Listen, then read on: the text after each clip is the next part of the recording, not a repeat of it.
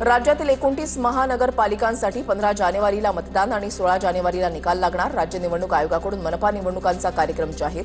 सर्व महापालिका क्षेत्रामध्ये आचारसंहिता लागू। 2 ते 3 दिवसांमध्ये ठाकरे बंधूंच्या युतीची घोषणा होण्याची शक्यता। काँग्रेसशिवायच ठाकरे बंधू मुंबई मनपा निवडणूक लढणार असल्याची माहिती। मनपा निवडणुका जाहीर झाल्यानंतर आता युतीची अधिकृत घोषणा होणार। 16 जानेवारीला मुंबई माफिया मुक्त होणार। किरीट सोमय्या यांची उद्धव ठाकरेंवर टीका। कोरोना काळामध्ये लुटलेला पैसा मुंबई पालिकेला परत द्यावा, सोमय्या यांची मागणी। दूर कुठे गेला माहिती नाही। आदित्य ठाकरेंचा उपमुख्यमंत्री एकनाथ शिंदेंवर पलटवार। मुंबईचा रहमान डकेत कोड, महायुतीचं धुरंधर। एकनाथ शिंदेंनी उद्धव ठाकरेंवर केलेल्या टीकेला आदित्य ठाकरेंचं प्रत्युत्तर। आदित्य ठाकरेंकडून शिंदेंचा फेकनाथ मिंधे म्हणून उल्लेख, तर भाजपचा बिल्डर जनता पार्टी म्हणून उल्लेख। पागडी इमारतींबाबतच्या निर्णयावर बोलताना भाजपच्या फसव्या घोषणांना भुलू नका, आदित्य ठाकरेंची टीका।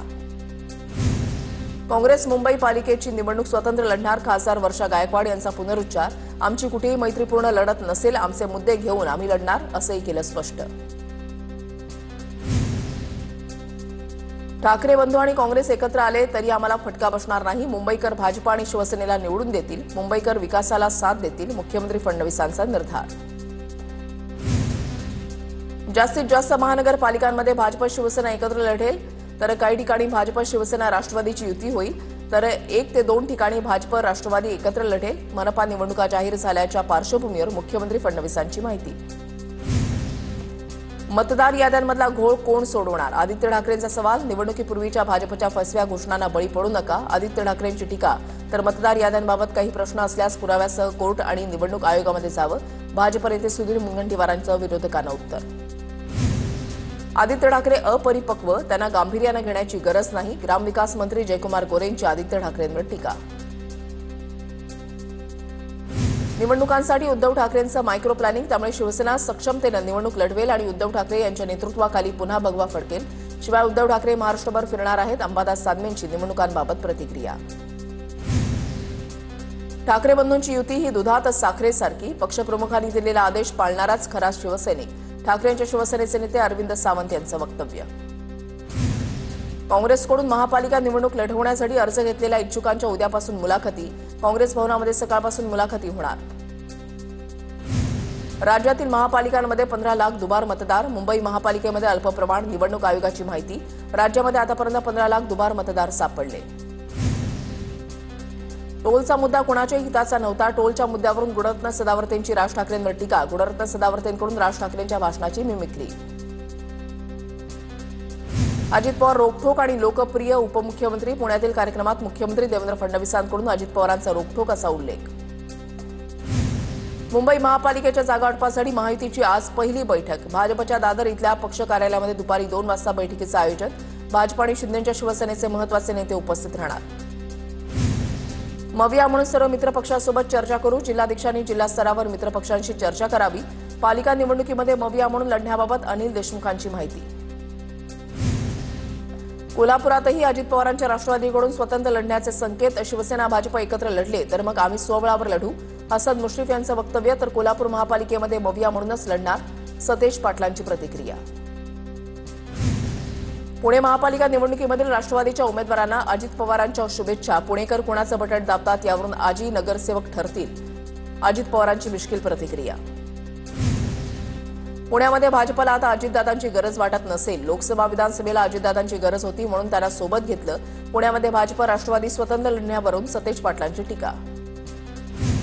भाजपच्या विकास कामांमुळे सोलापुरात 100% भाजप दिसणार। महापालिका निवडणुकांची घोषणा होताच भाजप आमदार देवेंद्र कोठे यांची माहिती। कानामागून आले आणि तिखट झाले, आमदार हेमंत पाटलांची खासदार अशोक चव्हाणांवर टीका। इच्छुक उमेदवारांच्या भाजपने 2दा मुलाखती घेतल्याने हेमंत पाटलांकडून टीका। महायुतीच्या तिन्ही नेत्यांनी ठरवल्यास काही होऊ शकतं। रायगड स्थानिक स्वराज्य संस्थांच्या निवडणुकीमधलं युतीवर भरत गोगावलेंची प्रतिक्रिया। एकनाथ शिंदेंच्या उपस्थितीमध्ये माजी नगरसेवकांचा पक्षप्रवेश। कल्याणमधील 4 माजी नगरसेवकांचा शिवसेनेमध्ये पक्षप्रवेश। ठाकरे, काँग्रेस आणि बसपाच्या माजी नगरसेवकांचा शिंदे सेनेमध्ये प्रवेश। आचारसंहिता लागल्यानं ठाण्यामधील भाजप प्रवेशाला ब्रेक। पवारांच्या राष्ट्रवादीच्या मयूर शिंदेंच्या भाजप प्रवेशाला ब्रेक। पालिका निवडणुकीसाठी आचारसंहिता लागू झाल्यानं मयूर शिंदे भाजपमध्ये होणारा पक्षप्रवेश रद्द। आम्ही चौकशीला सामोरे जायला तयार, जोपर्यंत चुकत नाही तोपर्यंत झुकत नाही.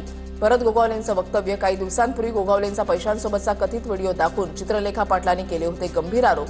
आता गोगावलेंनी चित्रलेखा पाटलांवर केली आहे टीका. पलटणमध्ये माझ्या भगिनींना त्रास झाला तर काळा कोट घालून कोर्टामध्ये उभं राहीन. रामराजे निंबाळकरांचा विरोधकांना इशारा. तर महिलांवरील अन्यायाचं नाव काढू नका, या लोकांनीच गुंडांना तिकीट दिली आहेत. रणजित सिंह निंबाळकरांचं प्रत्युत्तर. प्रकाश आंबेडकरांना एकनाथ शिंदे मुख्यमंत्री होतील असं वाटतंय. प्रकाश आंबेडकरांचे आशीर्वाद असतील तर शिंदे पुन्हा मुख्यमंत्री होतील. मंत्री गुलाबराव पाटलांची प्रतिक्रिया. गोवा नाईट क्लब आग दुर्घटनेमधील आरोपी लुथरा बंधू आज दिल्ली विमानतळावर पोहोचणार. गोवा पोलीस दिल्ली पोलिसांचं पथक विमानतळावर उपस्थित असणार. आरोपींना विमानतळावरून थेट पटियाला हाऊस कोर्टामध्ये हजर केलं जाणार. काँग्रेसच्या महिला कार्यकर्त्यांकडून मोदी तेरी कब्र खुदेगीच्या घोषणा. अजित पवारांकडून निषेध व्यक्त. मोदींच्या विरोधात केलेलं वक्तव्य अतिशय घृणास्पद. अजितदादांची प्रतिक्रिया. प्रधानमंत्र्यांच्या विरोधात हिंसक भाषा हा विरोध नसून अराजकता. हिंसा आणि द्वेषाचं राजकारण देश स्वीकारणार नाही. काँग्रेस कार्यकर्त्यांकडून मोदींच्या विरोधात केलेल्या घोषणाबाजीवर भाजपा आमदार चित्रा वाघ यांची प्रतिक्रिया.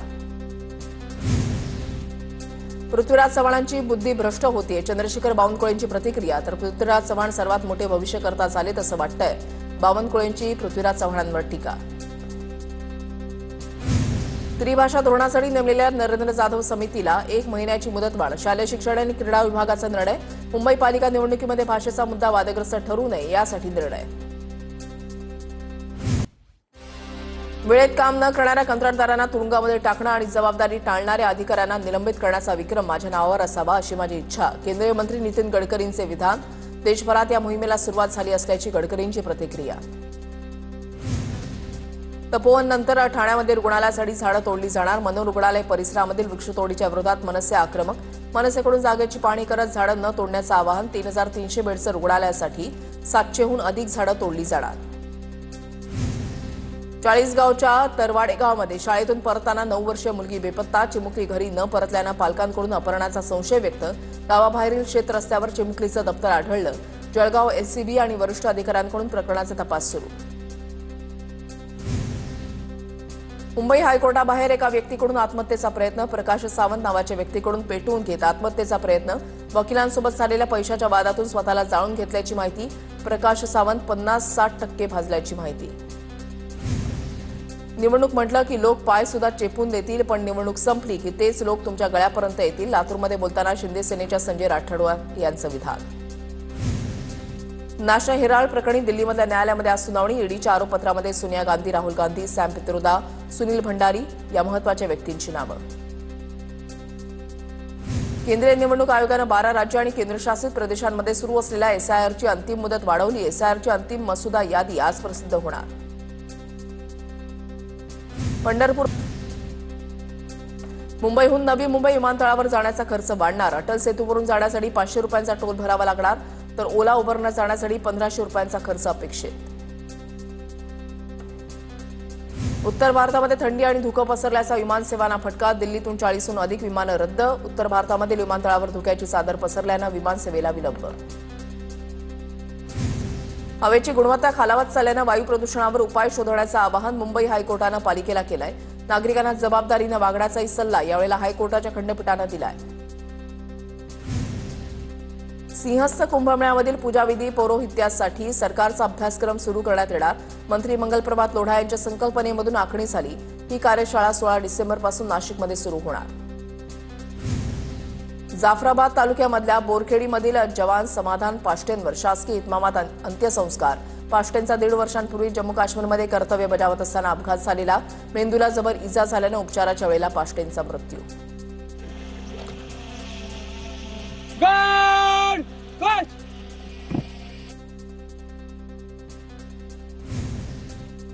पुण्याच्या शिरूरमध्ये नरभक्षक बिबट्याचा पुन्हा हल्ला. 1.5 महिन्यांपूर्वी नरभक्षक बिबट्याला ठार केल्याचा दावा खोटा. खरा नरभक्षक बिबट्या अजूनही मोकाट असल्याचा गावकऱ्यांचा दावा.